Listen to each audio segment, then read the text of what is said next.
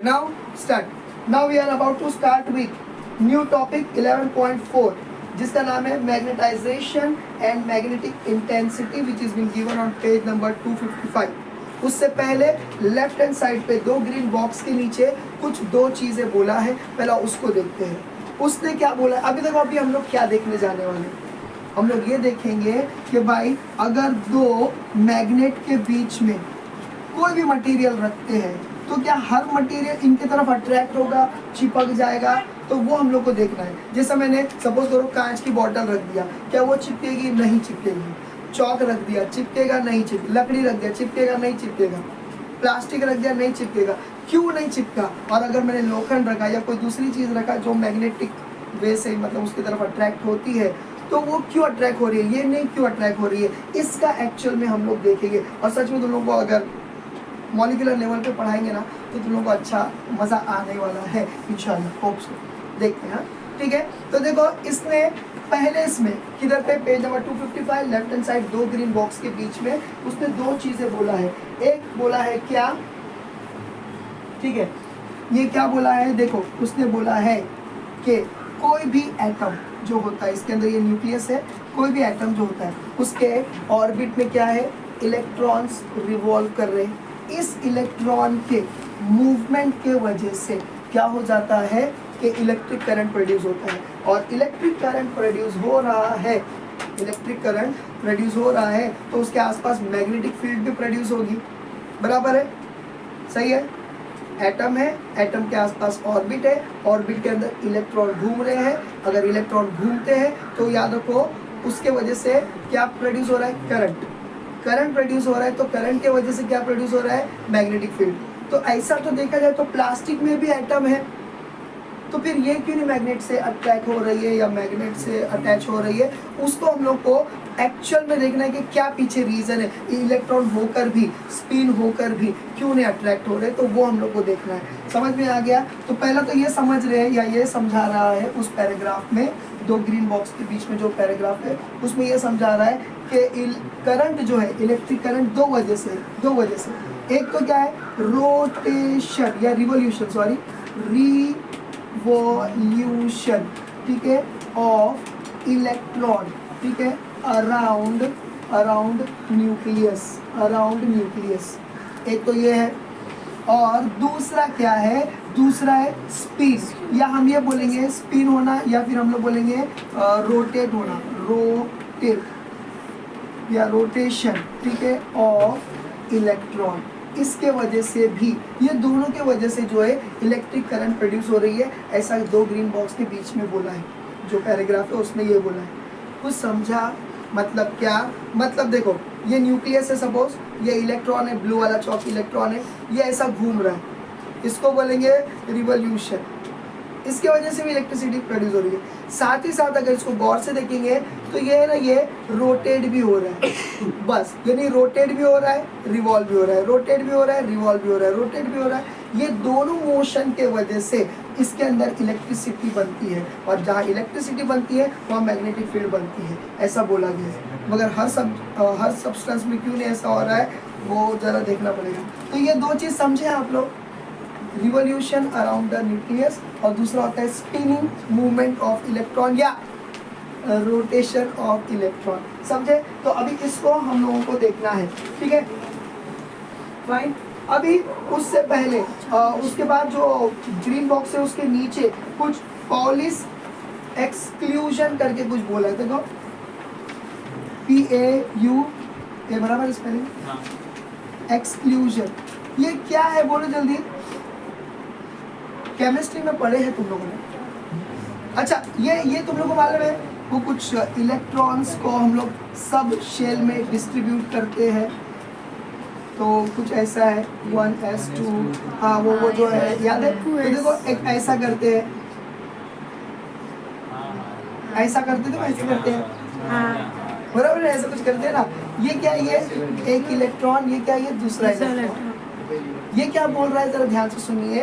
Polish equation जो आपके book में भी लिखा है, मैं उसको बोल के दिखा देता हूँ कि no two electrons in an atom have the same set of quantum numbers अब क्वांटम नंबर कैसा है, तो क्वांटम नंबर क्या है, अगर भैया भाषा में मैं अगर इसको बोलूं तो याद रखो ये आपके ऑर्बिट का नाम है। किसका नाम है? ऑर्बिट का नाम, मतलब नंबर है, नंबर कि जैसे कि k is equal to 1, l is equal to 2, m is equal to 3 वगैरह वगैरह। तो लोगों को ये याद आ रहा है कि नहीं? खैर छोड़ो।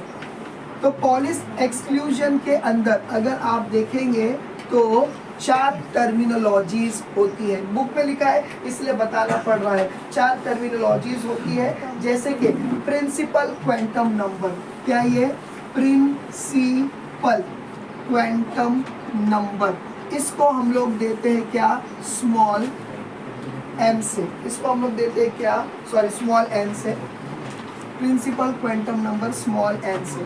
दूसरा होता है क्या? Angular momentum quantum number. Angular momentum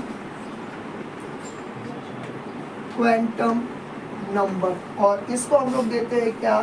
capital L से। इसको हम लोग देते हैं क्या? कैपिटल। ये सब चीजें आपकी बुक में लिखा है।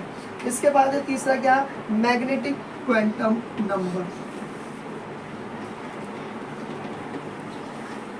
देखो अगर ये चीज नहीं समझेंगे ना तो आपको नहीं समझेगा कि दूसरे मटेरियल्स मैग्नेट के फील्ड में, मतलब उसके तरफ अट्रैक्ट क्यों नहीं हो रहे, समझ में आया? मैग्नेटाइज क्यों नहीं हो रहे, तो ये आप लोगों को नहीं समझेगा, इसलिए आपको इस पे ध्यान देना ही पड़ेगा। ML, ये L बोले तो क्या मतलब वो एंगुलर मोमेंटम से रिलेटेड नहीं है, ठीक है। और ये क्या आ जाता है? लास्ट वाला जो है, जो हमारा फेवरेट है, स्पिन। क्या ये? Quantum number. Spin quantum number, ठीक है। और इसको देते हैं क्या? MS। अगर आप देखोगे आपके बुक में ये सारे शॉर्टकट जो है, मतलब शॉर्टकट मतलब ये जो सिंबलाइज्ड नंबर है या अल्फाबेट से इसको दिया हुआ है, ठीक है, नाम नहीं दिया हुआ है। एन को क्या बोलते हैं? Principal quantum number. अब ये प्रिंसिपल क्वांटम नंबर क्या हो जाता है? देखो ये जो हम लोग बोलते हैं ना, पहला शेल नंबर 1, तो हम लोग देते हैं n is equal to 1।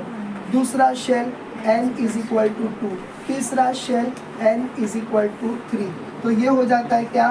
Principal quantum number, जो कि n वगैरह 1 2 3 उसके ऊपर दिया हुआ है। अब दूसरा क्या है? एंगुलर मोमेंटम क्वांटम नंबर, जिसको L से देते हैं, ठीक है। तो इसके बारे में क्या बोला जा रहा है? This quantum number identifies number of सब shells and shape of the ऑर्ब। क्या ये? ऑर्बिटल। मतलब क्या? ये वाला जो क्वांटम नंबर है, इससे हम लोग को पता चलता है कि एक शेल में भी सब शेल होते हैं, जैसे कि S, P, D and F। कुछ समझ में आया? ये क्वांटम नंबर से हमको ये पता चलता है। यानी ये पॉलिश जो भी है, इन्होंने ये मतलब पढ़े थे, तो उन्होंने ये बातें बताई कि भाई अगर आपको नंबर ऑफ शेल को डिनोट करना है तो वो कोई भी नंबर का हो उसको n से डिनोट करो, और n इज इक्वल टू कौन सा नंबर है वो उसको डाल दो, n is equal to 3, n is equal to 4। समझ में आया? दूसरा जो है उन्होंने बोले एंगुलर मोमेंटम क्वांटम नंबर, जिसको L से देते हैं, उसके जरिए से उन्होंने ये बोले कि भाई हर शेल के अंदर सब शेल होते हैं, और वो सब शेल जो है SPDF नाम से दिया जाता है। तीसरा वाला जो है क्या बोला जा रहा है? Magnetic quantum number. This quantum number tells us about orientation of orbital in the subshell. अब ओरिएंटेशन मतलब क्या? वो कैसा स्पिन करेगा। देखो केमिस्ट्री में कुछ ऐसा ऐसा बना रहता है, मेरे को तो बनाने भी नहीं आ रहा है। देखो ऐसा कुछ रहता है, देखो, अरे रहता है ना यार, अरे ऐसा करके रहता है ना वो, अरे ऐसा करके कुछ रहता है ना, हाँ वो वाला वो ये है मैग्नेटिक से रिलेटेड। उन्होंने इसके अंदर ऐसा बोले थे, जिसको ML से दिया गया। और चौथा और लास्ट, ये अपने लिए इम्पोर्टेंट है, स्पिन क्वांटम नंबर, जिसको M और स्पिन का S लगा दिए नीचे बाजू, ठीक है। स्पिन क्वांटम नंबर ये क्या बोलता है? This quantum number tells us about orientation of electron spin, ठीक है, electron spin in the space. मतलब ये जो मैं बोला ना अभी कि इलेक्ट्रिक करंट प्रोड्यूस होने के 2 वजह है। एक क्या है? न्यूक्लियस के आसपास इलेक्ट्रॉन रोटेट भी हो यानी रिवॉल्व भी हो रहा है और रोटेट भी हो रहा है, तो वो रोटेट होने का जो है वो स्पिन क्वांटम नंबर इंफॉर्मेशन देता है। इतना समझा कि नहीं समझ रहा है? देखो यार ये चीज़ है ना केमिस्ट्री पार्ट है, और इसके बारे में सही बोलूँ ये नाम भी नहीं दिया आपके बुक में, खाली बस ये नंबर दिया है जिसमें अपने को इससे रिलेटेड बात करना है, इससे रिलेटेड बात करना है। तुम लोगों को समझ आया? हम लोग क्या देखने जा रहे हैं? हम लोग ये देखने जा रहे हैं कि क्यों दूसरे मटेरियल मैग्नेट के पास अटैच नहीं होते, क्यों सर्टन जो है मटेरियल ही अटैच होते हैं। उसके लिए हम लोग को थोड़ा मॉलिक्यूलर लेवल से शुरू करना पड़ेगा, जिसके अंदर हम लोगों ने एटम मैग्नेट के या कोई भी मटेरियल के एटम से शुरू किए। एटम से शुरू किए तो पॉलिश एक्सक्लूशन की बात करें, जिसके अंदर उन्होंने ये 4 चीज़ें बोली। वो 4 में से सब जाने दो, लेकिन तीसरा वाला जो है स्पिन क्वांटम नंबर के बारे में बोले। अब ये स्पिन क्वांटम नंबर जब बोल दिए, ठीक है, तो अब हम लोग ये देखेंगे कि कैसा ये जो स्पिन होते हैं क्लॉकवाइज एंड एंटी क्लॉकवाइज। ये जो मैंने अभी बनाया था, देखो अभी थोड़ा सा दिख रहा है, ये जो मैंने बनाया था ये स्पिन हो रहा है क्वांटम सॉरी इलेक्ट्रॉन, ये शेल के अंदर, सब शेल के अंदर ये स्पिन हो रहा है। ऊपर का डायरेक्शन इज शोइंग कि ये क्लॉकवाइज डायरेक्शन में फ्लो हो रहा है, मतलब स्पिन हो रहा है। अपवर्ड डायरेक्शन जो है ये क्या बता रहा है कि ये क्लॉकवाइज डायरेक्शन में जो ये स्पिन हो रहा है। और नीचे का डायरेक्शन, ये जो नीचे का डायरेक्शन है ये क्या बता रहा है कि ये एंटी क्लॉकवाइज डायरेक्शन में वो हो रहा है। समझ आया? इनके स्पिन होने से, अब मेन बात, इनके स्पिन होने से करंट बनता है। करंट की वजह से मैग्नेटिज्म या मैग्नेटिक प्रॉपर्टी क्रिएट होती है या मैग्नेटिक फील्ड बनती है। ध्यान से सुनो, जहां पर अभी देखो इसको क्या बोलेंगे? Pad electron. क्या बोलेंगे? Pad electron. क्यों? क्योंकि दोनों साथ में है। और अगर मैं ऐसा बॉक्स बना दूं और मैंने लिख दूं ऐसा, इसको बोलेंगे अनपैड इलेक्ट्रॉन। ध्यान से सुनो, एकदम ध्यान से सुनो, वो एलिमेंट जिसके अंदर सारे पैड इलेक्ट्रॉन रहेंगे वो मैग्नेटिक फील्ड नहीं बताएंगे। मतलब क्या? वो मैग्नेट के तरफ अट्रैक्ट नहीं होंगे। और जिसके पास फ्री इलेक्ट्रॉन्स रहेंगे, क्या बोलेंगे उसको? अनपैड इलेक्ट्रॉन्स रहेंगे, वो मैग्नेट की तरफ अट्रैक्शन बताएंगे। अब समझा तुम लोगों को पते की बात? जितना ज्यादा क्या बोलेंगे उसको? अनपैड इलेक्ट्रॉन रहेंगे उतना ज्यादा अटैचमेंट रहेगा, और जितना कम रहेगा, कम क्या एक ही रह सकता है कम से कम, तो उतना कम अटैचमेंट रहेगा। कुछ समझ में आ रहा है तुम लोगों को? अब वो लेवल का देखने का अपने को, तुम लोगों को समझ गया बोलने का मेरा आउटपुट? समझा? स्पिन के ऊपर क्यों है? क्योंकि ये ऊपर का डायरेक्शन स्पिन बता रहा है, नीचे का डायरेक्शन भी स्पिन बता रहा है। ऊपर का डायरेक्शन क्लॉकवाइज स्पिन बता रहा है, इसीलिए हम लोगों ने ये पार्ट को लिए। और ये किसने बोला था? पॉलिश ने बोला था, इसीलिए उसको हम लोगों ने पढ़े। तुम लोगों को समझ में आ रहा है? ऊपर का क्लॉकवाइज, नीचे का एंटी क्लॉकवाइज। अगर दोनों भी है एक ही बॉक्स में, मतलब क्या? एक ही सब शेल में, तो वो मैग्नेटिक की तरफ अट्रैक्ट नहीं होगा। लेकिन अगर एक भी बॉक्स ऐसा है जिसके अंदर एक ही इलेक्ट्रॉन है, अनपैड इलेक्ट्रॉन है, तो वो मैग्नेटिक प्रॉपर्टी बताएगा। समझ में आया? यानी कि वो है, इधर देखो, क्या आइडिया से सोई है, हाथ उठाओ। समझ में आ गया? ठीक है, अभी एक बार देखते। अभी आप लोगों को ये पता होगा, लेकिन फिर भी मैं जज करना चाहता हूँ, क्योंकि उसने पहली बार मैं फिजिक्स में कोई ग्रीन बॉक्स को बता रहा हूँ, क्योंकि वो उसी से रिलेटेड है, अदरवाइज आगे का नहीं समझेगा। ठीक है, आप लोग को पता है सब शेल में कैसा वो करते हैं प्लेसमेंट ऑफ इलेक्ट्रॉन। जैसे कि मिसाल के तौर पे अभी आपके बुक में बोला है राइट साइड के ग्रीन नहीं ब्राउन बॉक्स में क्लोरीन के बारे में दिया है। देखो क्लोरीन के बारे में दिया, क्लोरीन जो होता है इसका एटॉमिक नंबर क्या है? 17। अगर ये 17 है मतलब इसका इलेक्ट्रॉनिक कॉन्फ़िगरेशन क्या हो जाएगा? 2 8 10 हो गए 7। ये इसका इलेक्ट्रॉनिक कॉन्फ़िगरेशन है। ये तो हमारा चलो भाई नॉर्मली शेल में है। अब सब शेल में कैसा डालेंगे? ये ऐसा है, school school, public school, public school, Delhi public school, Delhi public school. हर चीज को 2 बार बोलना है, स्कूल स्कूल, पब्लिक स्कूल, फिर वापस से public school, Delhi public school, फिर वापस से दिल्ली पब्लिक स्कूल, फिर free Delhi public school, free Delhi public school. समझ में आया? अब देखो सबको नंबर दे दो। हाँ, नंबर दे दो। देखो ये बहुत इजी है, 1, ठीक है, इसको दे दिए 2, इसको दे दिए 3, इसको दे दिए 4। तू समझा? 1 2 3 4। हाँ, अभी देखो क्या है बे, अभी देखो S 1 हो गया तो S का 2, S का और कहाँ, देखो अभी ऐसा जाने का, left to right, S1 S2।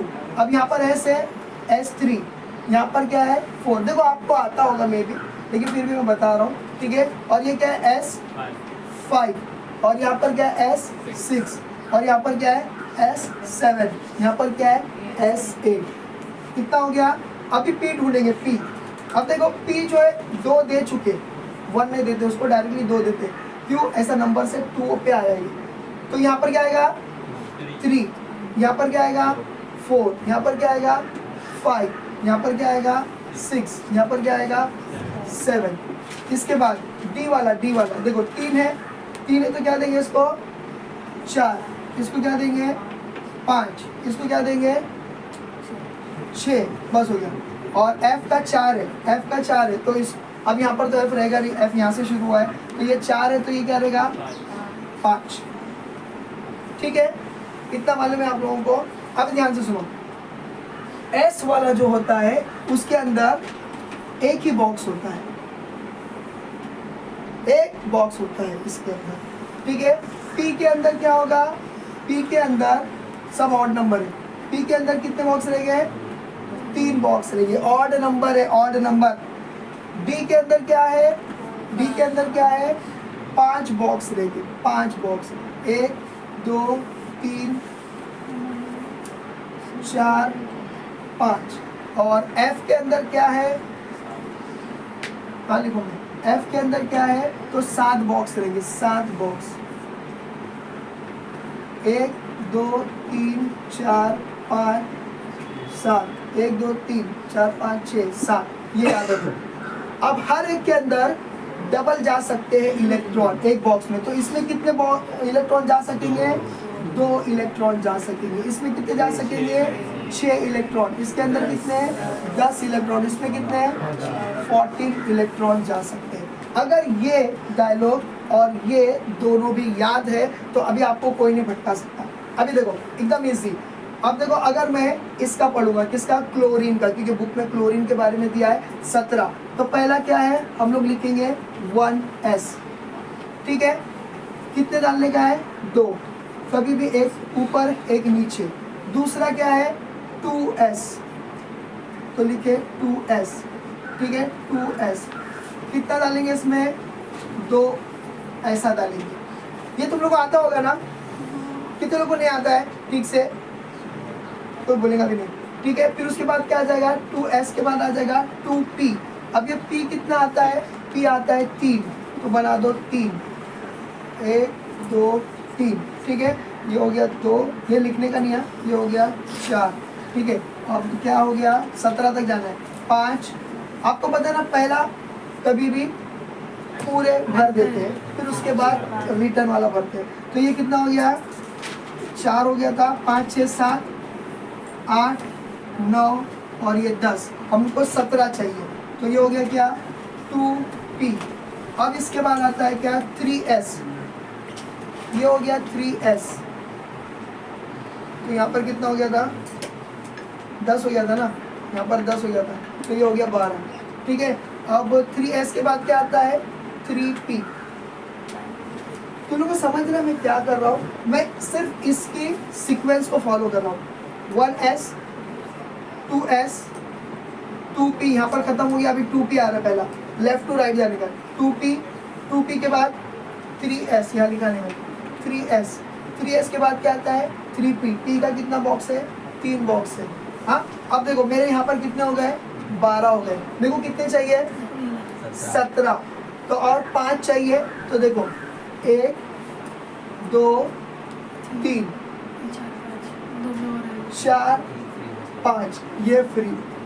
मतलब क्लोरीन से बना हुआ जो भी मटेरियल रहेगा वो मैग्नेट की तरफ कम अट्रैक्ट होगा, लेकिन कम अट्रैक्ट होगा। आप समझ में आया? तो ये कौन सा रहेगा? 3p था ना, ये 3p। अरे समझा कि नहीं? हाँ अभी देखता हूँ। हाँ चलो अब एक काम करो, नीचे दिया हुआ है Fe का निकालो। चलो Fe का निकालो जल्दी, Fe का निकालो। देखते हैं इलेक्ट्रॉनिक नंबर मालूम है क्या नहीं तुमको, एटॉमिक नंबर। ओके तो now we are about to start with the topic which is been given on page number 255 right hand side 11.4।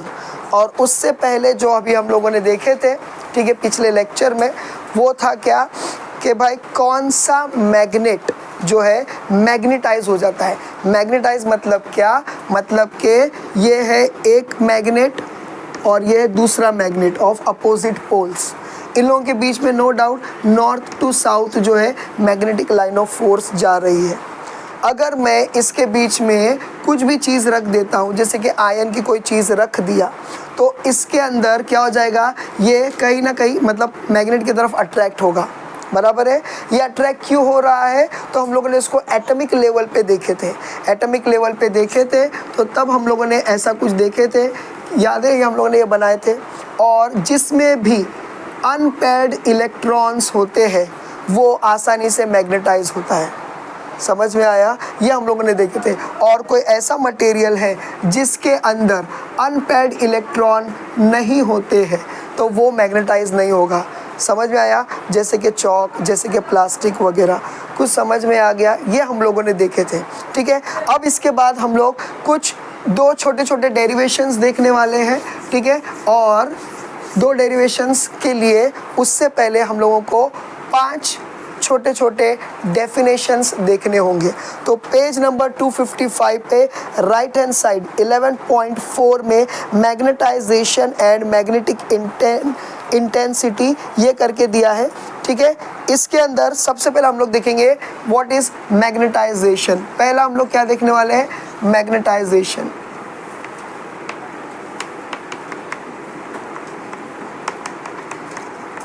ठीक है, मैग्नेटाइजेशन हम लोग ये देखने वाले, एस से है या जेड से है? हाँ, मैग्नेटाइजेशन यहाँ पर जेड से लिखा है। ठीक है, मैग्नेटाइजेशन। अभी ध्यान से सुनो, मैग्नेटाइजेशन मतलब क्या। ठीक है, ये वही जो अभी थोड़ी देर पहले बोला उसी को समझा रहा हूँ। ये एक मटेरियल है जो क्या है, जिसके अंदर एटॉमिक लेवल पे देखेंगे इसमें अनपेयर्ड इलेक्ट्रॉन है। बराबर है। ठीक है, तो इसके जो अनपेयर्ड इलेक्ट्रॉन है इसका डायरेक्शन रैंडमली किधर भी हो सकता है, वी डोंट नो, किधर भी हो सकता है, किधर भी हो सकता है। बोलो समझा? किधर भी हो सकता है। लेकिन इसी मटेरियल को अगर हम लोगों ने एक, मैं काम करता हूँ इसी को बना दूँ क्या,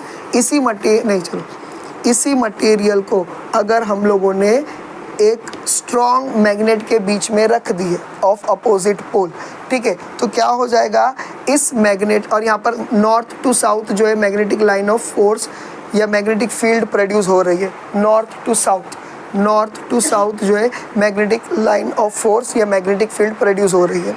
ठीक है, उस टाइम पर क्या हो जाएगा, नेचुरली जब magnetic line of force north to south जाएगी और ये मटेरियल अगर बीच में रख देते हैं तो इसके अंदर मैग्नेटाइजेशन हो जाएगा।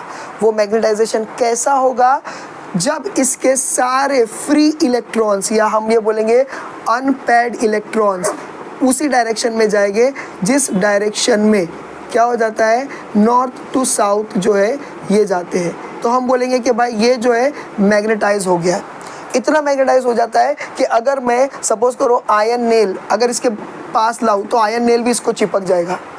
कुछ समझ रहा है कि नहीं समझ रहा है? तो मैग्नेटाइजेशन में क्या हो जाता है, एटॉमिक लेवल पे जो अनपेयर्ड इलेक्ट्रॉन्स है जो रैंडमली किधर भी डायरेक्शन में थे वो एक ही डायरेक्शन में जाते हैं, that is north to south. तब कहा जाएगा कि this material has been magnetised, this material has been क्या है, मैग्नेटाइज। तो याद रखो इसका एक डेफिनेशन है जो आपके बुक में दिया हुआ है 11.4 के पैराग्राफ की लास्ट की 2 लाइन में, the ratio of magnetic moment to the volume of the material is called magnetisation. तो देखो क्या बोला जा रहा है यहाँ पर, देखो M जो मैग्नेटाइजेशन को कैपिटल M से जो है सिंबलाइज किया जाता है। स्मॉल m मैग्नेटिक मूवमेंट बताते हैं, स्मॉल m मैग्नेटिक मूवमेंट बताते हैं, कैपिटल M मैग्नेटाइजेशन बताते हैं, स्मॉल m मैग्नेटाइजेशन। याद है हम लोगों ने ग्रेविटी पढ़े थे, स्मॉल g जो है वो 9.8 वाला बता रहा था और कैपिटल G जो है 6.673 इंटू 10⁻², ये अलग था, ये ग्रेविटेशनल कांस्टेंट था और ये जो था हमारी एक्चुअल ग्रेविटी। वैसा ही मैग्नेटाइजेशन में मैग्नेटिक जो है वर्ल्ड में कैपिटल M को क्या बोलते हैं, मैग्नेटाइजेशन। समझ में आया मतलब क्या, किसी और के अंदर मैग्नेटिक कैरेक्टर्स को इंड्यूस करना, प्रोड्यूस करना, इंड्यूस करना मतलब डालना या प्रोड्यूस करना। समझ में आया, तो उसको कैपिटल M से देंगे और स्मॉल m से क्या देंगे, वो जो मैग्नेटिक मूवमेंट हम लोग बोलते हैं। ठीक है, अब ज़रा ध्यान से देखो मैग्नेटाइजेशन को क्या बोला जा रहा है, एकदम सिंपल। इसमें क्या करते हैं, पर क्यूबिक एरिया लेते हैं। कितना लेते हैं, पर क्यूबिक वाला जो है एक हिस्सा लेंगे।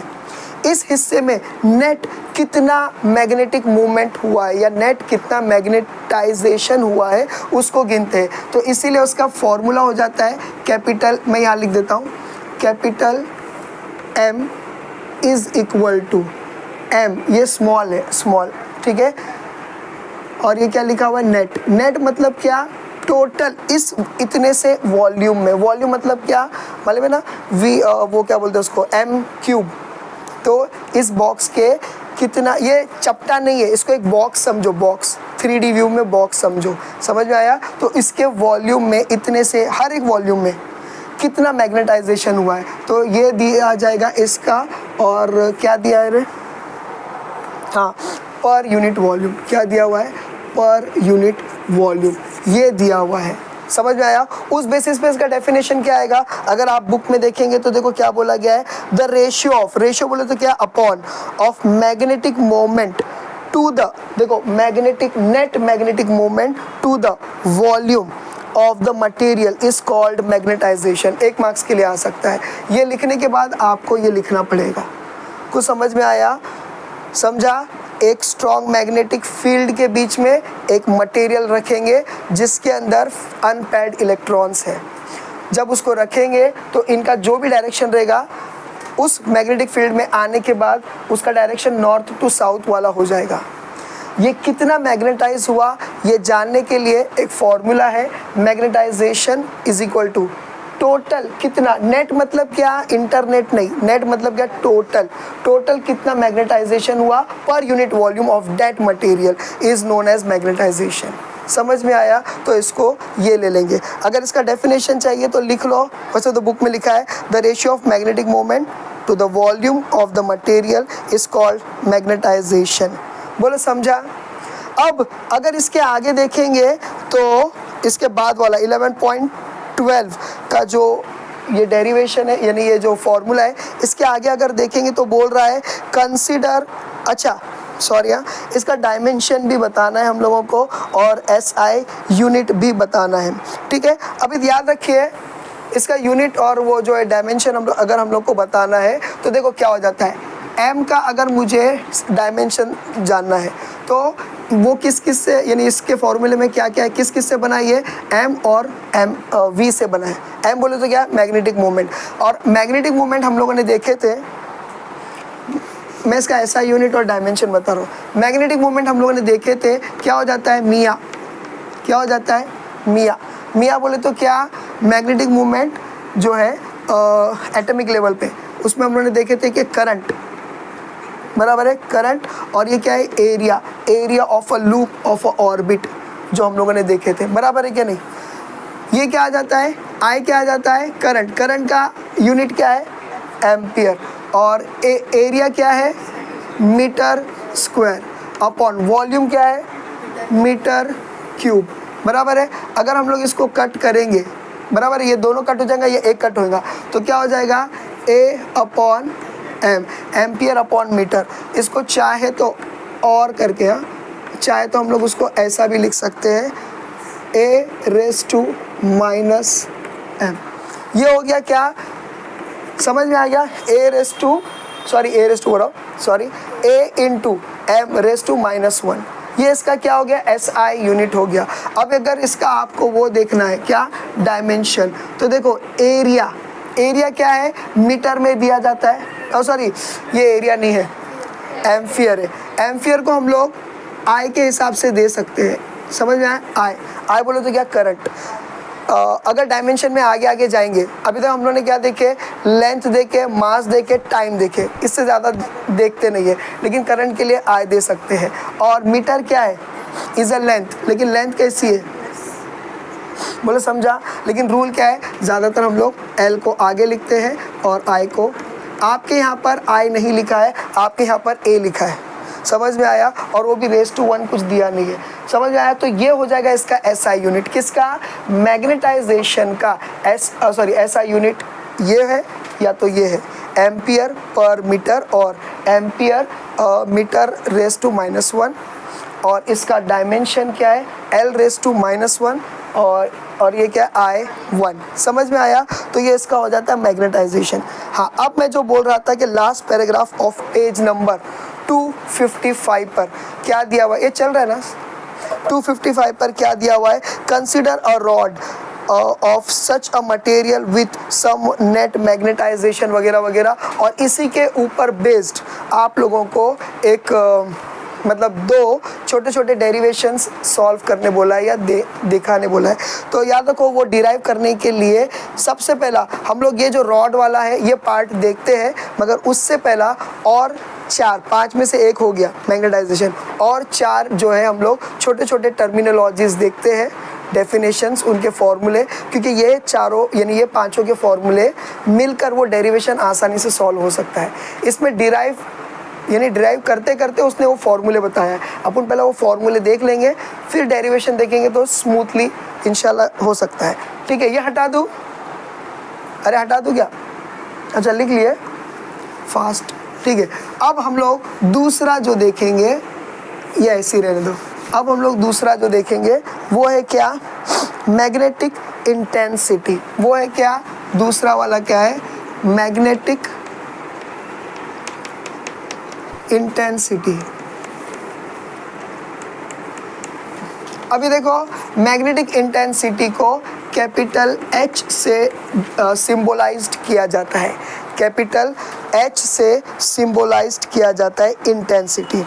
अब मैग्नेटिक इंटेंसिटी क्या है, देखो आप ये लाइट को देख सकते हैं कुछ हद तक, ठीक है, आँख पे इतनी नहीं चमक रही है, इसकी इंटेंसिटी मतलब क्या, रिलेटेड टू पावर, इसका पावर उतना ज़्यादा नहीं है, लेकिन 12 बजे की दोपहर की जो धूप रहती है उसमें सूरज की तरफ देखो नहीं देख पाएंगे, अगर देखने की कोशिश की तो अंधे हो जाएंगे। क्यों, क्योंकि उसकी जो इंटेंसिटी है रोशनी की वो ज़्यादा है। इंटेंसिटी मतलब क्या, पावर, समझ में आया। अब हम लोग को क्या देखना है, मैग्नेटिक इंटेंसिटी, ठीक है। अब मैग्नेटिक इंटेंसिटी क्या होती है उसको देखेंगे, जिसका हम लोगों ने सिंबल रखे है क्या, कैपिटल H, ठीक है। अब ध्यान से सुनिए, आपको पता है मैग्नेटिक फील्ड, यानी वापस से वो बना रहा हूँ मैं, ऐसा अगर है, ठीक है, नॉर्थ और साउथ, इसके बीच में क्या है, मैग्नेटिक लाइन ऑफ फोर्स है, ठीक है। इस मैग्नेटिक लाइन ऑफ फोर्स को हम लोग B से देते हैं, मैग्नेटिक फील्ड को B से देते हैं, ठीक है। फिलहाल मैं इसको BO से दे रहा हूँ, चाहे तो B भी दे सकते, कोई प्रॉब्लम नहीं है, ठीक है, लेकिन फिलहाल आपकी बुक में BO आने वाला है, इसके लिए मैं उसको ये दे रहा हूँ, ठीक है। तो ये दे दिए, ध्यान से सुनिए, आपकी देखो अभी मेरे पास समझ लो 2 मैग्नेट है, एक बहुत स्ट्रॉन्ग मैग्नेट है और एक बहुत वीक मैग्नेट है। स्ट्रॉन्ग मैग्नेट की magnetic line of force strong रहेगी, अगर स्ट्रॉन्ग रहेगी, जितनी ज़्यादा स्ट्रॉन्ग उतनी ज़्यादा उसकी इंटेंसिटी रहेगी, यानी उतना ज़्यादा पावर। तो लोग समझ में आ रहा है, मैं 5 वोल्ट की बैटरी लूँ और एक 15 वोल्ट की बैटरी लूँ, नहीं एकदम नई वाली, अनयूज्ड, और अभी उस पर अगर मैं ज़बान लगाऊँ तो मुझे झटका किस पे ज़्यादा पड़ेगा, 15 वोल्ट वाले में ज़्यादा पड़ेगा। क्यों, क्योंकि उसका पावर ज़्यादा है तो उसकी इंटेंसिटी ज़्यादा। तो वैसा ही अगर ये पावरफुल मैग्नेट है तो मैग्नेटिक लाइन ऑफ फोर्स की इंटेंसिटी ज़्यादा। तो हम लोग इसको ऐसा भी बोल सकते हैं कि magnetic field is directly proportional to the intensity. उल्टा भी बोल सकते हैं, जितनी ज़्यादा इंटेंसिटी उतनी ज़्यादा स्ट्रॉन्ग मैग्नेटिक फील्ड, या जितनी ज़्यादा स्ट्रॉन्ग मैग्नेटिक फील्ड उतना ज़्यादा क्या है ये। पहले बोलो इतना समझा आपको, कंफ्यूज नहीं होना, ये मैग्नेटिक फील्ड है, मैग्नेटिक लाइन ऑफ फोर्स कितनी पावर से जा रही है वो चीज़ हम लोगों ने छुपा के रखी। छुपा के मतलब यहाँ बता नहीं रहे, समझा? उसको खाली बोला गया है क्या, उसको बोला गया है क्या, एच। समझ में आ गया? एच को क्या बोला गया है, मैग्नेटिक इंटेंसिटी। तुम लोगों को समझा? जितना स्ट्रॉन्ग मैग्नेट उतनी strong magnetic line of force या magnetic field.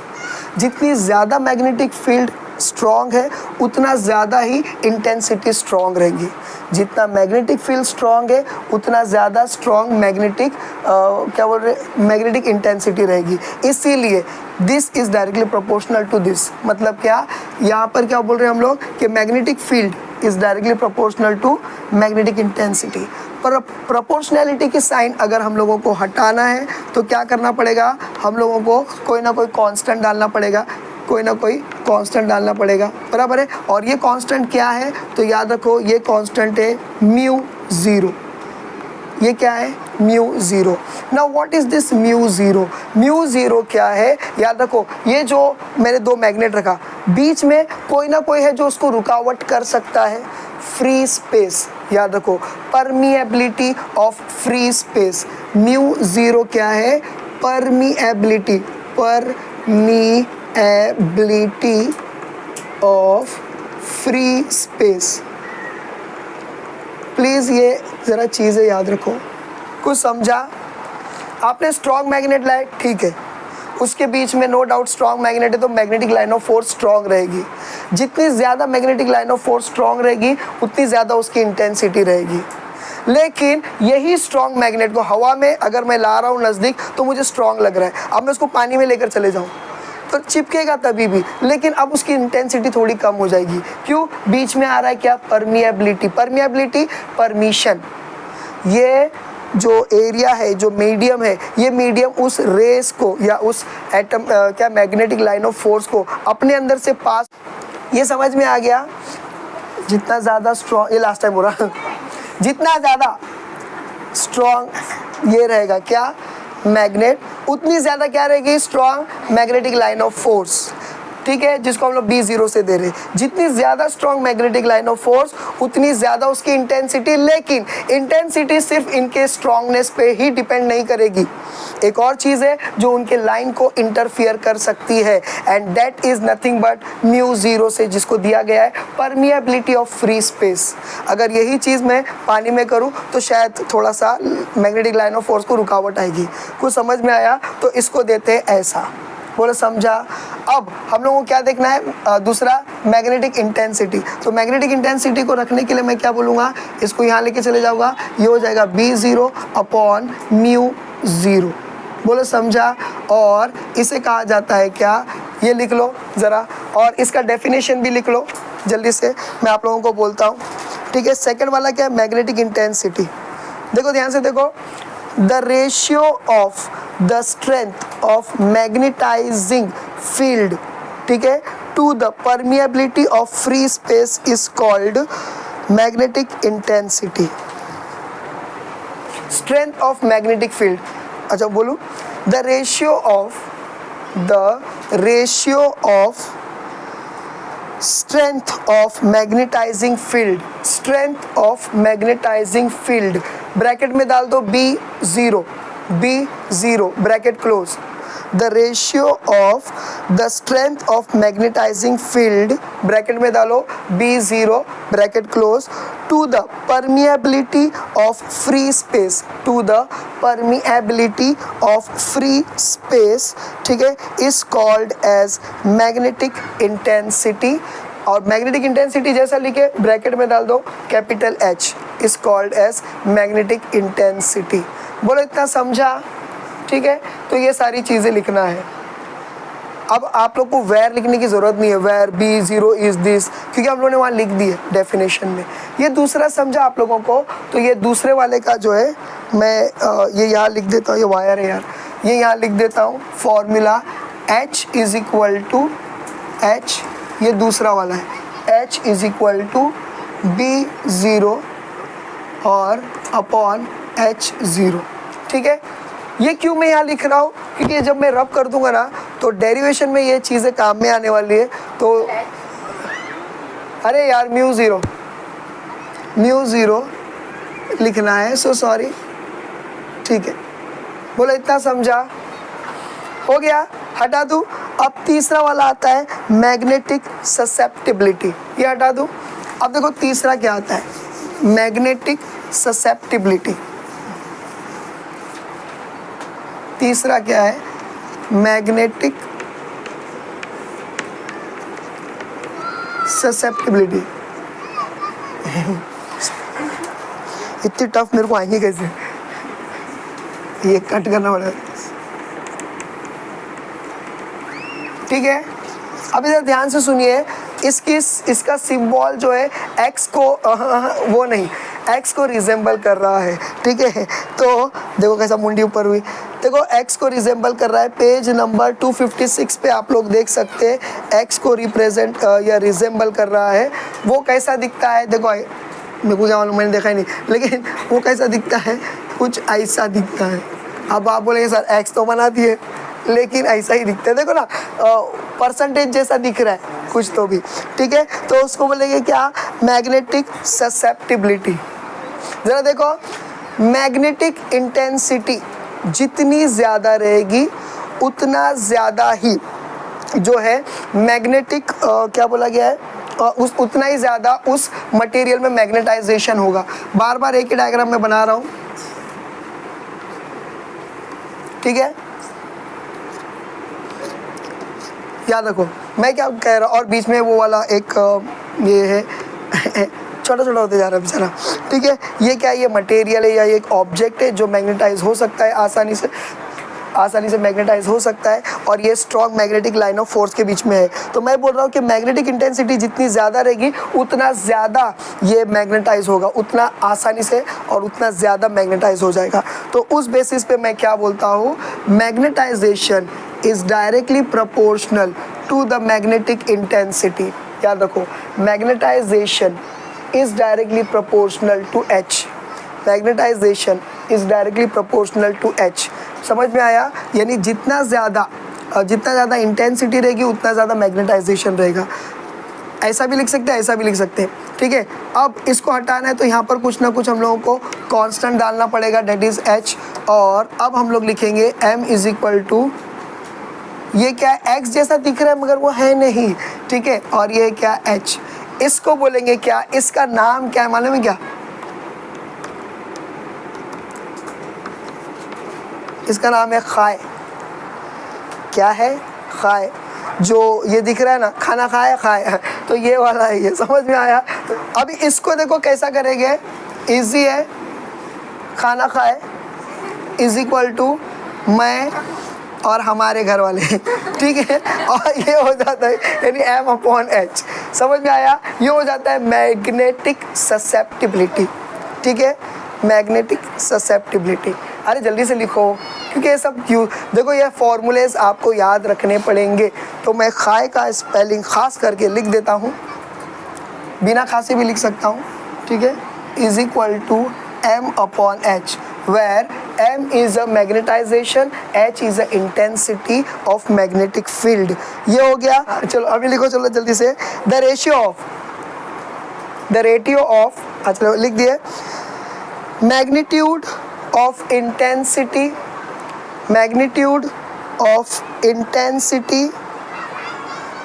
of magnetization to that of magnetic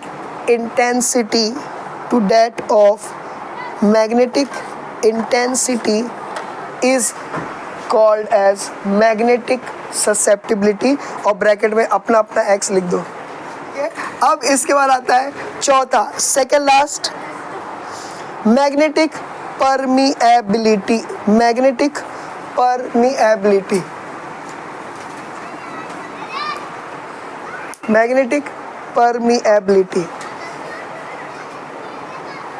ठीक है, चलो यहाँ पर ध्यान दो, पहले लिख तो लूँ, magnetic permeability.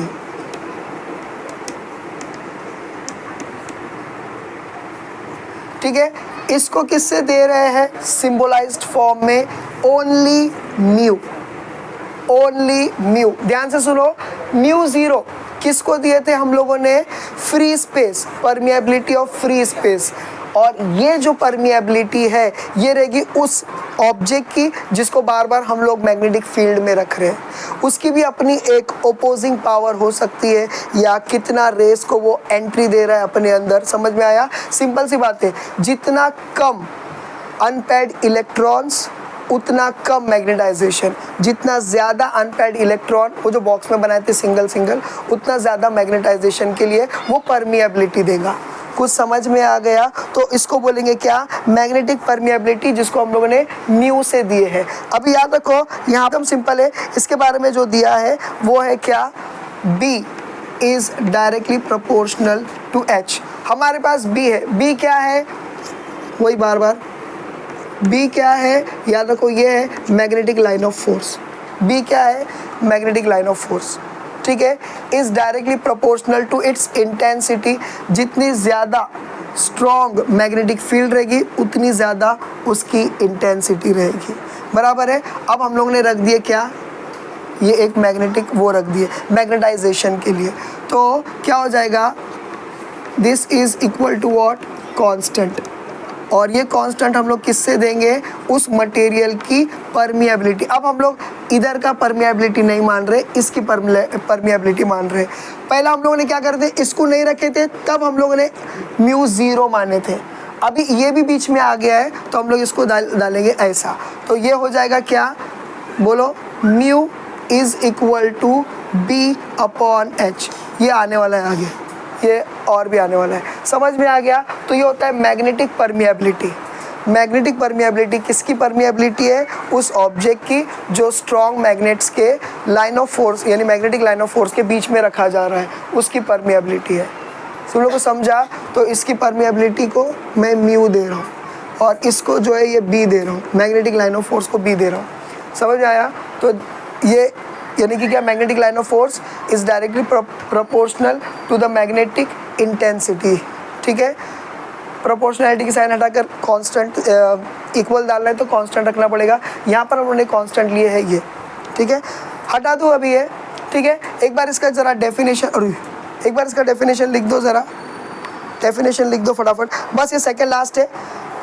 The ratio of the magnitude, the ratio of the magnitude of the total field of the total magnetic field inside the material to that of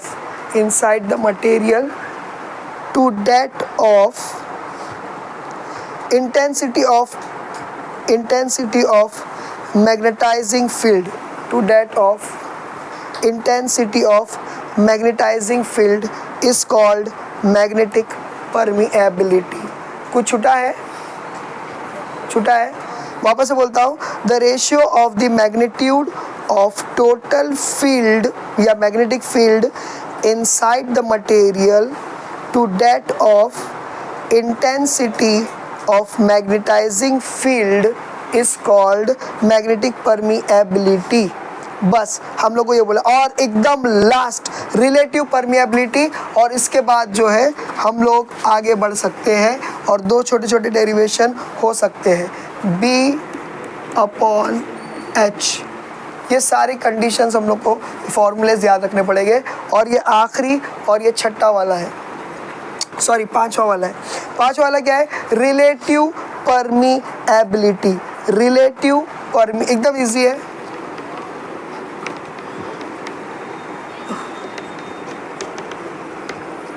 relative permeability एकदम सिंपल है। रिलेटिव परमिएबिलिटी को कैसा देते हैं मालूम है? Mu R. कैसा देते हैं? Mu R. एकदम इजी, इससे ज़्यादा इजी कुछ भी नहीं है। देखो एकदम सिंपल है।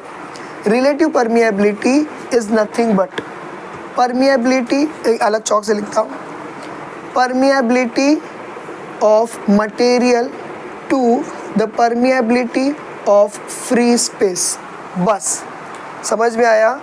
रिलेटिव परमिएबिलिटी मतलब क्या, मटेरियल के अंदर की परमिएबिलिटी जिसमें से वो पास हो रहा है और पास होने से पहले स्पेस में से भी गुजर रहा है तो उसकी भी परमिएबिलिटी। समझ में आया, उसको बोलेंगे क्या, रिलेटिव परमिएबिलिटी। बस हो गया। जल्दी से इसके बारे में लिख दो, इसके बारे में लिख दो, the ratio of magnetic permeability, the ratio of magnetic permeability of the material, bracket में डाल दो म्यू, सिर्फ म्यू ऑफ द मटेरियल, सिर्फ म्यू डालो, bracket close, and magnetic permeability of free space, bracket में डालो म्यू ज़ीरो, ब्रैकेट में डालो mu zero, and magnetic permeability of free space is called relative permeability, bracket में डालो mu small are, bracket में डालो म्यू स्मॉल आर। बोलो समझा। इसको चाहे तो ऐसा भी लिख सकते हैं, ज़रूरत के हिसाब से हम इन लोग को इधर इधर शिफ्ट भी कर सकते हैं। बोलो समझा कि नहीं समझा। अगर ये सारे पांचों के पांचों फॉर्मूले अगर हम लोगों ने लिख चुके हैं, मैग्नेटाइजेशन का M और उसका है ये, दूसरा क्या है मैग्नेटिक इंटेंसिटी H, इसका ये फॉर्मूला है, मैग्नेटिक ससेप्टिबिलिटी खाए उसका है ये, और क्या ये मैग्नेटिक परमिएबिलिटी म्यू उसका ये, और ये मैग्नेटिक परमिएबिलिटी। अब ये हो गया है। अब एक क्वेश्चन लिखो जल्दी से, सॉरी लिखो, derive an expression for, a pen वहाँ है, डिराइव एन एक्सप्रेशन फॉर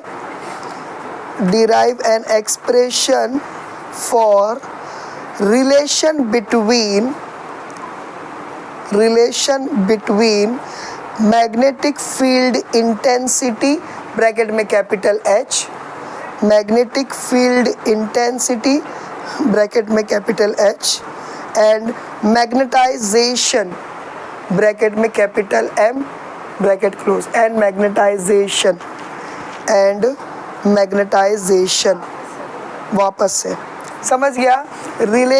देखो ये क्या बोला गया है, derive an expression for relation between magnetic field intensity, bracket में capital H, bracket close, and magnetisation, bracket में कैपिटल M और ब्रैकेट मैं बोल रहा था मैग्नेट क्लोज, ब्रैकेट क्लोज। समझ में आया, ठीक है। भाई पागल हो गया, मैग्नेट। अच्छा चलो, अब आते हैं पेज नंबर 255 पे, right hand side last paragraph जो दिया है। अब हम लोग उसके थ्रू जा सकते हैं क्योंकि हमारे पास ये सारे फॉर्मूलेज अवेलेबल है। वो जो मैंने लास्ट पैराग्राफ छोड़ दिया था ना, वो क्या था, वो देखो पेज नंबर 255 पे last paragraph, consider a rod of such a material with some net magnetisation place in a solenoid वगैरह वगैरह, एन वाला टर्न है, ये सब है। इसका अभी हम लोग डेरिवेशन देखेंगे, उससे पहले इसका एक डायग्राम हम लोग बना रहे हैं। सोलेनॉइड किसी को याद है, बचपन में पढ़े थे? हाँ वेरी गुड, वही तो अच्छा पढ़ाया था मैंने तुम लोग को, ठीक है। देखो ये है क्या सोलेनॉइड, समझ आया। ये ऐसा है, अब ये कुत्ता या बिल्ली का पंजा दिख रहा होगा, ठीक है। ये बोलो सही है कि नहीं, बराबर है कि नहीं, ठीक है। अब इसके अंदर हॉलो स्पेस है, दो जैसे ही करंट ऑन करते हैं दिस, हाँ very good, this area of solenoid, यानी ये सोलेनॉइड जो है इट विल एक्ट या behave as good as a bar magnet. एक नॉर्थ बिहेव करेगा, एक साउथ बिहेव करेगा, और इस हिसाब से मैग्नेटिक लाइन ऑफ फोर्स ऐसी जाएंगी, magnetic line of force B से देते हैं। इतना समझा। इसकी इंटेंसिटी कैसी बढ़ेगी, इंटेंसिटी एक तो है कि भाई करंट का पावर बढ़ा सकते हैं, मेरे को करंट का पावर उतना ही रखना है, सपोज करो मैं बढ़ाना नहीं चाहता, बस n नंबर ऑफ टर्न्स बढ़ने चाहिए। इसके टर्न्स जितने बढ़ेंगे, ये एक turn n is equal to 1, ये 2 turn, 3 turn, 4 turn, n is equal to 4 है फिलहाल यहाँ पर। कुछ समझा? तो नंबर ऑफ टर्न्स मेरे को बढ़ाना चाहिए तब जाकर होगा। कुछ समझा कि नहीं? तो इसकी इंटेंसिटी बढ़ती है। अरे समझा कि नहीं, बोलो समझा। तो उस बेस पे यहाँ पर मैं एक छोटा सा आप लोगों को ये बोल रहा हूँ फॉर्मूला H मतलब क्या, magnetic field intensity is equal to क्या हो जाता है N into I, where N is the number of turns of a solenoid, where and I is what? Current. Current जैसा है, देखो अगर 1 एम्पियर है जो भी है और एक ही टर्न है तो उतना ही करंट रहेगा. अगर मैंने 2 कर दिया तो एम्पियर बढ़ता जाएगा. समझ में आया? Number of turn. तो एक फॉर्मूला ये भी ले सकते हैं, H is equal to NI. समझ में आया? समझ में आ गया? अब ऐसा बोला जा रहा है इस सोलेनॉइड में बीच में खाली स्पेस होता है. ऐसा टर्न करेंगे, ये तो साइड से दिख रहा है, अगर ऐसा सामने लाएंगे तो टर्न्स ऐसे ऐसे दिखेंगे ना. बोल रहा है कि इसके बीच में जो है हम लोगों ने एक रॉड डाल दी है. ऐसा रॉड जो आपके लास्ट पैराग्राफ में दिया है, पेज नंबर 255. ऐसा रॉड जिसके अंदर क्या है? अनपेयर्ड इलेक्ट्रॉन से जो मैग्नेटाइज हो सकता है. अनपेयर्ड इलेक्ट्रॉन से जो मैग्नेटाइज हो सकता है. हाँ यहाँ पर, हाँ यहाँ पर 255 पे लास्ट. समझ में आया? तो ये रॉड इसके अंदर डाल दिया गया. इतना समझा? और जैसे ही स्विच ऑन करते हैं, बटन आया मतलब डॉट आया मतलब स्विच ऑन हो गया और ये करंट जो है पॉजिटिव टू नेगेटिव जो है भागेगा. हाँ सॉरी पॉजिटिव टू नेगेटिव ये करंट भागेगा. अब ये करंट इसमें से चला जाएगा. समझ में आया? तो क्या हो जाएगा? इसके अंदर भी मैग्नेटाइजेशन हो जाएगा. अरे समझा कि नहीं? तो ये मैग्नेटिक फील्ड ये चालू हो जाएगी. अरे बोलो समझा? ठीक है. अब सारी चीज़ें देख लेते हैं. इसके बाहर का जो है हम लोग क्या बोलते हैं इसका नाम, देखो ये जो स्पेस दिख रही है इसके अंदर जो है ये रहेगी क्या? Mu zero. क्यों? इसकी फ्री वाली जो है क्या बोलते हैं ना उसको, फ्री स्पेस परमिएबिलिटी. और इसके अंदर की जो परमिएबिलिटी, रॉड के अंदर की परमिएबिलिटी जो है उसको हम लोग म्यू आर भी लिख सकते हैं, मगर आपके इसमें क्या लिखा हुआ है? म्यू एम लिखा हुआ है, शायद म्यू आर लिखा है शायद रॉड से, मेरे ख्याल से म्यू आर, मेरे ख्याल से वो लिखा है. ठीक है. चलो अभी देखो क्या हो जाता है, क्या हो रहा है ज़रा ध्यान से समझिए. सोलेनॉइड लगाया गया और सोलेनॉइड के बीच में से जो खाली जगह है वहाँ पर एक मैग्नेटाइजेशन के लिए एक रॉड रखा गया है. ठीक है. और उसके बाद एक डेरिवेशन देख रहे हैं जिसके अंदर हम लोग H एंड M के बीच का रिलेशन हमको देखना है. ठीक है. अब सबसे पहला हम लोगों को क्या किया जा रहा है? फाइन. सबसे पहला हम लोगों को क्या बोला गया है, ज़रा ध्यान से देखिए. Magnetic field of solenoid. Magnetic field of solenoid मतलब क्या? बी ज़ीरो दिया है. सोलेनॉइड का जो मैग्नेटिक फील्ड है उसको दिया गया है B0. सोलेनॉइड का जो मैग्नेटिक फील्ड है उसको दिया गया है क्या? B0, which is nothing but H, और ये दिया हुआ है क्या? Mu zero. इसको क्या दिया गया है? H और दिया गया है म्यू ज़ीरो. ये समझा आप लोगों को? मैग्नेटिक फील्ड, ये जो मैग्नेटिक फील्ड जो इसके अंदर से जा रही है, किसके अंदर से? सोलेनॉइड के अंदर से. B is equal to H और ये N. इसको हम लोग चाहे तो ऐसा भी लिख सकते हैं, B0 इज इक्वल टू क्या? ये NI और ये म्यू ज़ीरो. ऐसा भी ले सकते हैं. ठीक है. इसको दे दो या इसको दे दो, इक्वेशन नंबर 1. इतना समझा? अब दूसरा ये क्या लिखे हम लोगों ने, ये मैं बोलना भूल गया. आप बोला था ना कि ये क्या है? ये मैग्नेटिक फील्ड ऑफ सोलेनॉइड. तो ये क्या है? ये अलग कलर से लिखो. मैग्नेटिक फील्ड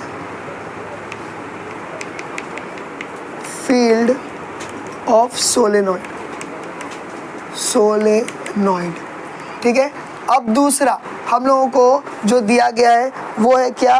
बी से दिया गया है. और ये हाँ पहले ये ले लेते हैं हम लोग. ये क्या है? बी और ये क्या है? एम मतलब क्या? ठीक है. एम मतलब क्या? मटेरियल. कौन सा मटेरियल? या रॉड.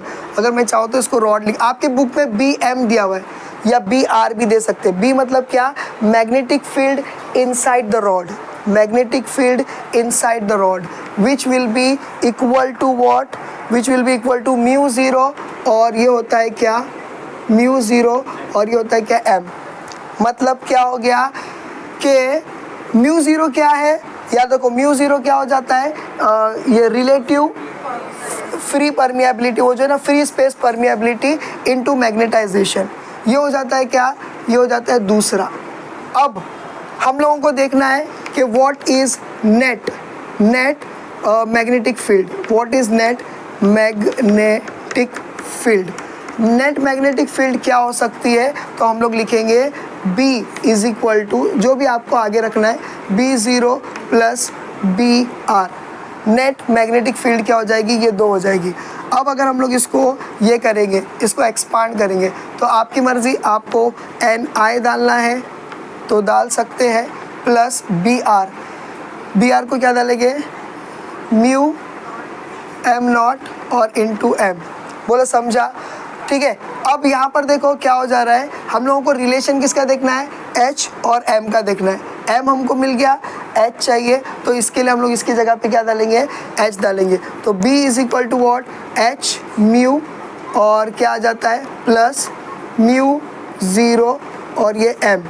अब क्या कर, फाइन, तो ये म्यू 0 है। अब देखो ये म्यू 0 हम लोग क्या करेंगे, इसको कॉमन निकालेंगे, तो B is equal to what, mu 0 और ये हो जाता है क्या है, H प्लस M, ये हो जाता है। ठीक है। अब हम लोगों को ये दोनों का रिलेशन देखने का है, और H को शायद इधर लेकर आया है। ठीक है, तो क्या करेंगे हम लोग, मालूम है, एकदम ईजी है, इसको लेकर आ जाएंगे इधर B, और ये ऊपर है तो ये नीचे आ जाएगा म्यू 0, और ये प्लस में तो ये माइनस M। बस यहाँ पर ये ख़त्म हुआ। वो लिखो, वो क्वेश्चन लिख दिए थे। अब लिखो, consider a rod, consider a rod placed in an external magnetic field of solenoid। Consider a rod, ठीक है, consider a rod placed in an external magnetic field of solenoid. ठीक है, therefore magnetic field of solenoid, magnetic field of solenoid, bracket में B0 डालो, 0 पैर के पास रहेगा, magnetic field of solenoid, bracket में B0 डालो। ठीक है, कुड बी गिवन एज, और देखो ये वाला डाल दो, B0 is equal to H, और ये क्या है, म्यू 0। B समझ में आ गया, B0 is equal to H mu 0। ठीक है, फिर लिखो but H is equal to N into I, but H is equal to N into I, therefore B is equal to NI mu 0। ठीक है, NI म्यू 0, इसको दे दो एक H, ये दिख रहा नहीं है, अरे H is equal to NI, वो यहाँ बताया था ना, नंबर ऑफ टर्न्स, अरे सॉरी यार, number of turns into current, number of turns into current. ठीक है, अब इसके बाद देखो next, magnetic field inside the rod, magnetic field inside the rod. ठीक है, magnetic field inside the rod. ठीक है, अब आपको लिखना है BM, मैंने BR लिखा हूँ। ठीक है, रॉड के लिए BR लिखा हो, और आपके बुक में मटेरियल का M लिखा हुआ है। ठीक है, तो आपके ऊपर है, आप टेक्स्ट बुक का लिखो, BM इज इक्वल टू, जो मैंने यहाँ BR लिखा हुआ वो BM है, BM is equal to mu 0 into M, mu 0 into M, mu 0 into M। ठीक है, बराबर है यार, हाँ मैंने यहाँ गड़बड़ी किया था ना, ये दोनों ओ। ठीक है, अब लिखो, therefore net magnetic field produced is given as,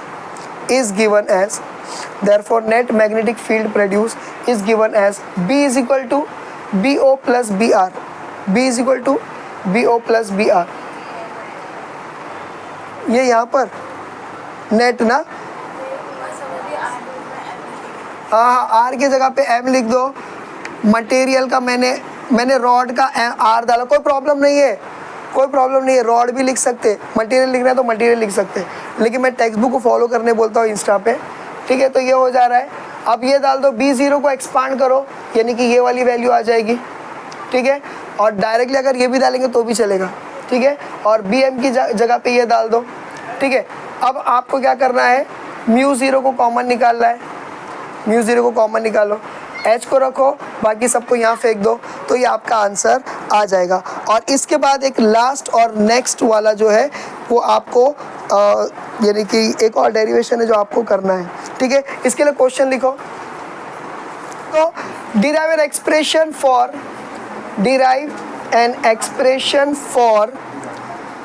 relation between permeability, bracket में डालो mu, bracket close, relation between permeability, mu डालो mu, bracket close, and susceptibility, अपना अपना एक्स, यानी कि खाए उसके पैसे खाए, उसको छोड़ दिए, ठीक है, खाए, bracket close, of a substance. अभी देखो इसकी शुरुआत भी सेम टू सेम होगी, इसकी शुरुआत भी कैसी रहेगी, same to same. Consider a rod placed in an external magnetic field of solenoid, therefore magnetic field of solenoid is given by this. फिर उसके बाद बोलेंगे, यानी कि ये, फिर उसके बाद बोलेंगे magnetic field of rod is given by this, net magnetic field is given by this, और इन लोग को एक्सपांड करेंगे, फिर ये ऐसा करेंगे और यहाँ तक का सेम हो जाएगा, यहाँ तक का क्या हो जाएगा, सेम हो जाएगा। अब हम लोग को रिलेशन किसका बताना है, हम लोग को रिलेशन बताना है एच और म्यू का, सॉरी म्यू और एक्स का, म्यू और म्यू एंड, पता नहीं कैसा दिखता, मैं देखा भी नहीं, ठीक है, म्यू एंड खाई का दिखाना है हम लोगों को। तो देखो अब यहाँ तक का तो हम लोगों को आराम से वही चीज़ बोलना है, लास्ट लाइन छोड़कर बस यहाँ तक बोलना है, ठीक है। अब बोलने का बट वी नो दैट, अभी देखो हम लोगों को पता है क्या है, मैं यहाँ लिख देता हूँ, chi is equal to m upon h। What is chi? Chi is equal to m upon h। अगर मैं ये h को यहाँ फेंक दूँ तो मेरे को m की वैल्यू मिलेगी, h को यहाँ फेंक दूँ तो ये क्या हो जाएगा, खाई h या h खाई इज इक्वल टू m। अरे समझा कि नहीं? हाँ, h खाए या जो भी खाए, समझ में आया? तो बस m की वैल्यू हम लोगों को, इसको दे दो इक्वेशन नंबर जो भी है, इसको दे दो इक्वेशन नंबर 3, ठीक है। तो substituting the value of m in equation 3, तो हमको क्या मिलेगा, हमको मिलेगा b is equal to mu 0 h बराबर है, और क्या हो जाएगा प्लस h, और ये हो जाएगा खाए, बोलो समझा? अब इसमें से देखो h कॉमन निकल सकता है, तो क्या हो जाएगा b is equal to mu 0 1 plus x, और सॉरी खाए, और आ जाता है क्या h। इतना समझ गया आप लोगों को? तो देखो अभी हम लोगों को किसका देखने का था, म्यू 0। अब एक और चीज़ है, अब देखो b की जगह पर हम लोग एक चीज़ ले सकते हैं, b की जगह पर देखो हम लोग क्या ले सकते हैं, अगर इसको मैं b की वैल्यू जानना है तो h और इंटू म्यू ले सकता हूँ, h इंटू म्यू ले सकता हूँ नहीं ले सकता हूँ। तो यहाँ पर हम लोग b की जगह पे क्या लिखेंगे, अभी जगह भी नहीं है वे, b की जगह पे क्या लेंगे हम लोग, म्यू इंटू h, हम लोग ये लेंगे is equal to mu 0 1 plus chi, और ये h, देखो h कैंसिल हुआ, h कैंसिल हुआ। अब हमको क्या मिला, mu is equal to mu 0 1 plus x। देखो ये आपकी बुक में दिया है, mu is equal to mu 0 1 plus chi. अरे मिला कि नहीं मिला? जल्दी करो, ये पहले ये करो। अब बस एक लास्ट 3 स्टेप या 4 स्टेप है, ठीक है। गाड़ी कहाँ तक आई थी, मैं वो वापस से लिख देता हूँ, mu is equal to mu 0 1 plus x, बस इतना ही है, बराबर है। अब ज़रा ध्यान से देखिए, यहाँ पर हम लोग एक स्टेप डाल सकते हैं, वो क्या है, mu is equal to mu 0 into, देखो ये कहाँ गया, देखो ये वाला स्टेप देखो, इसलिए मैं पहले ये सब लिख दिया। यहाँ पर हम लोग म्यू की जगह पर ये डाल सकते हैं, क्या डाल सकते हैं, देखो mu is equal to mu R upon mu zero, ये डाल सकते। देखो इसको यहाँ फेंक दूँ तो mu zero into mu R हो जाएगा, तो ये डाल दिया हम लोगों ने, ठीक है। ये रिलेटिव और परमिएबिलिटी के हिसाब से, तो क्या बोलेंगे, सब्स्टिट्यूटिंग वैल्यू, अरे यार मेरा मैथ्स इतना स्ट्रॉन्ग है, मैं कहता हूँ ये म्यू है अपॉन में, ये गूगल बाबा जब तक मेरे साथ है, very good, value of mu, ठीक है, इन इक्वेशन 4, तो देखो क्या हो जाएगा, बोलो जल्दी से, mu r into mu zero is equal to या म्यू नॉट, ठीक है, 1 प्लस एक्स, बोलो हो गया, ये कैंसिल हो गया, ये कैंसिल हो गया, बस हो गया। बस यही हम लोगों का था जो हम लोग को फाइंड करना है, 1 प्लस एक्स। देखो आपकी बुक में इसको थोड़ा पहला दिया गया है, देखो म्यू आर 11.18 को ये दिया गया है, mu r is equal to 1 plus chi, और जो पहले हम लोगों ने यहाँ नीचे लिखे थे ये वाला, ये है 11.19। समझ में आ गया? तो ये आप लोगों को करना है, और इंशाल्लाह अगली बार जो है हम लोग 11.5 मैग्नेटिक प्रॉपर्टीज़ ऑफ मटेरियल पढ़ेंगे।